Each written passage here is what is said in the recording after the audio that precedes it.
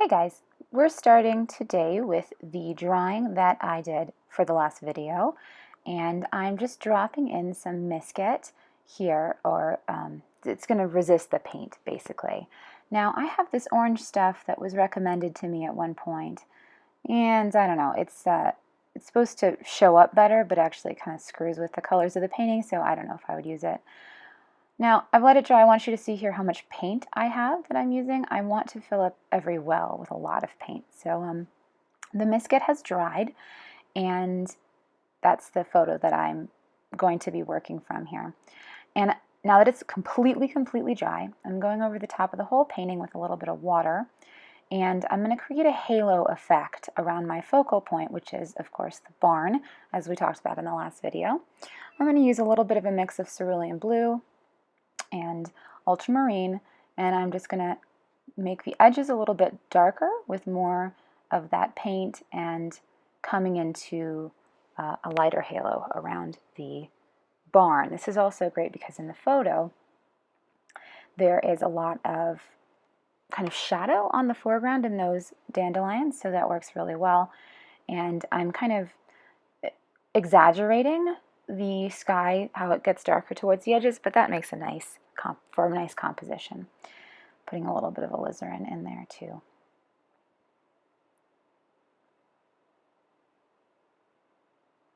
Now I'm going to let it dry again just a little bit, and now I'm putting a little bit of water down on top of the cerulean that's already dried down there. I'm going to put some water down over the dandelions, and I'm going to drop in some different greens.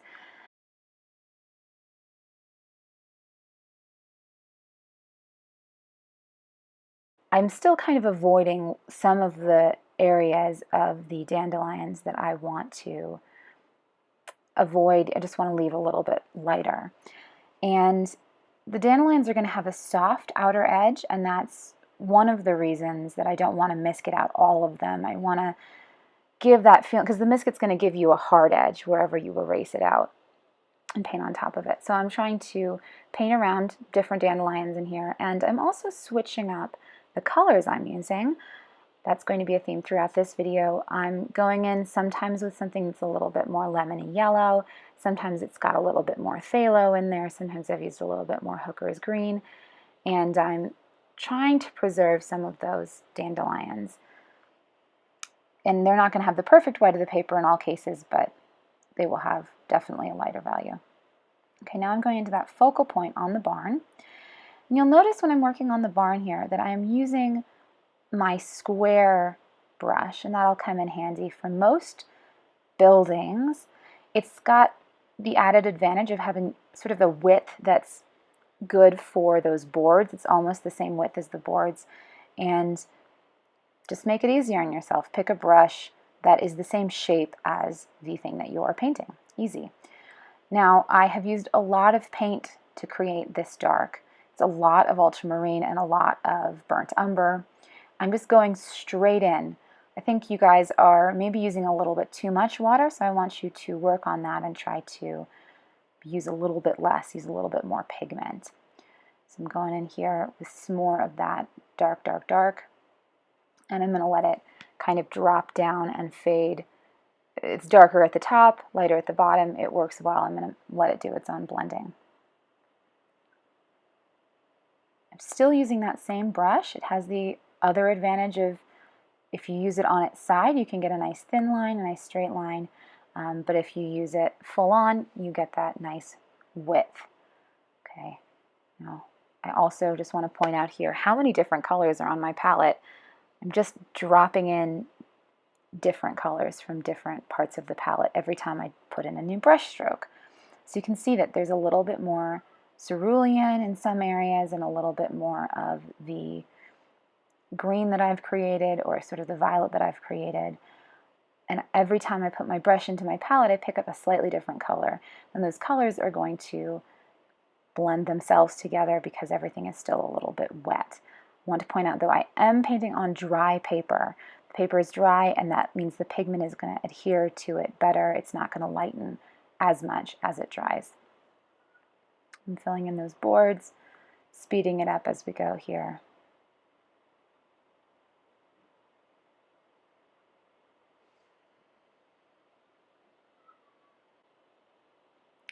Now I'm going in between the boards in some areas and I'm darkening them up. I've let it dry a little bit in between cuts there. I don't want these lines to bleed. I just want them to stay dark. There's a couple of areas in the photo where there's actually light coming in between the cracks in the board, so I'm going to leave that whiter.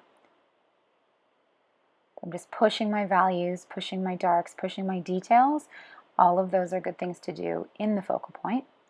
I'm going to work in the tree here. I'm going to slow down the camera a little bit.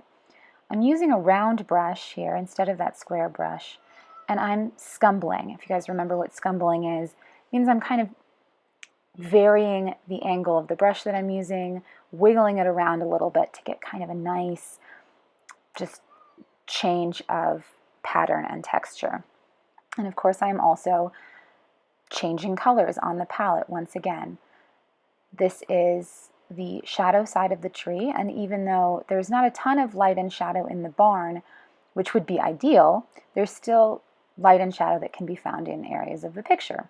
So you can see me there just scumbling away a little bit of that spring green and working in lemon yellows in different areas. And I'm keeping it wet, trying to work this all in while the different pigments are wet so that they will blend together. I'm going to speed it back up here. Just work in, I'm trying to get it as dark as possible. Once again, I want you guys to try to use a little bit more pigment than you have been using. Now I'm working in some trees in the background back there. They're not going to be quite as dark as some of the other trees because we want them to fall backwards into the sky, and keeping them a similar value, or at least not as high of a contrast as the ones in the foreground. That's going to help make those trees fall back. Now I'm just thinking about some of that sort of middle ground there, trying to make it a slightly different green than the foreground and a different green than the background to set it apart so that we can kind of see the different foreground, middle ground, background. Doing a little negative painting there, filling in some trees behind there, and coming back in with a little bit more lemon yellow because as it dried I think I lost some of that, and filling in some more of the trees, getting a little bit fanciful with the colors in some areas, because why not? The colors are the best part, right? Pushing that shadow a little bit more.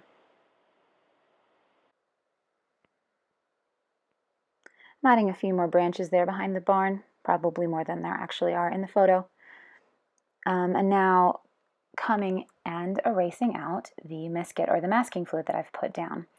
That orange was bugging me so much, I left it as long as I possibly could, and now I can take it out because I'm about to finish the painting, and the orange is messing with my sense of the palette that I'm using.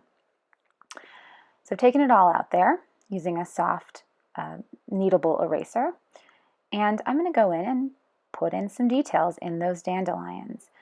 And one of the things you can see in the photo is that there's a lot of stalks coming up, so I'm putting those in with a little bit of phthalo, and I'm using that liner brush.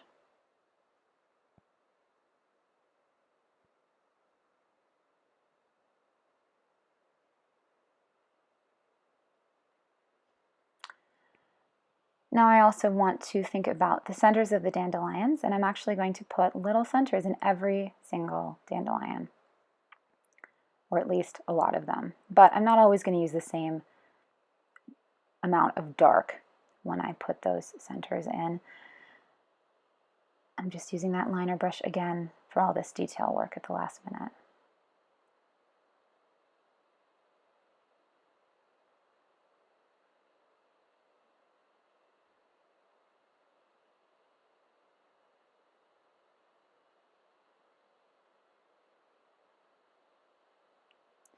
I also want to think about the dandelions are spheres, of course, and they have soft edges around them.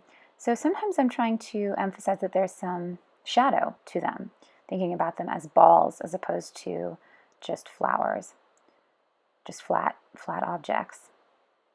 And you can see I keep pulling the paper towel out and lightening things in certain areas.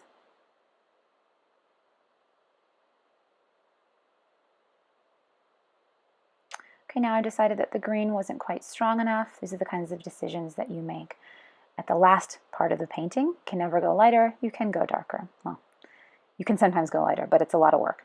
So I'm just dropping in some slightly darker areas to make those dandelions come forward and seem even whiter.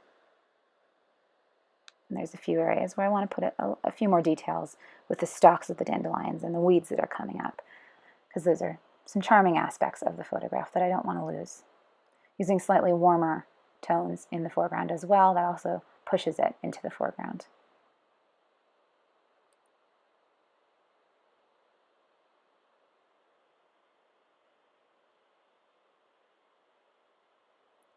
Now finally, we're going back into that tree and still using the liner brush and trying to vary the line that I put down, just like I did with the pencil drawing in the beginning. I don't want it to be a continuous line though, because of course the branches of the trees and the leaves are sort of getting in the way of each other, so it wouldn't be just a straight continuous line. Putting in some shadow,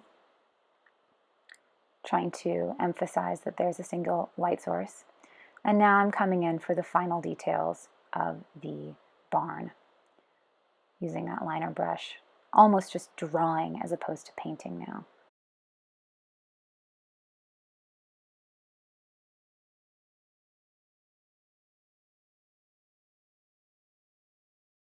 Once again, nice to vary the types of brush strokes you use. Sometimes it should be looser, sometimes it should be tighter. That's what we like as viewers. Okay, here's the completed painting. I think from the last painting, it's stronger. I think the focal point is stronger, the point of interest, just in general. Having a man-made object there, that barn, I really thought it was a lovely barn, and so it was easy to choose it as my focal point and to make a painting that I liked. So there it is, guys. I'll see you in class.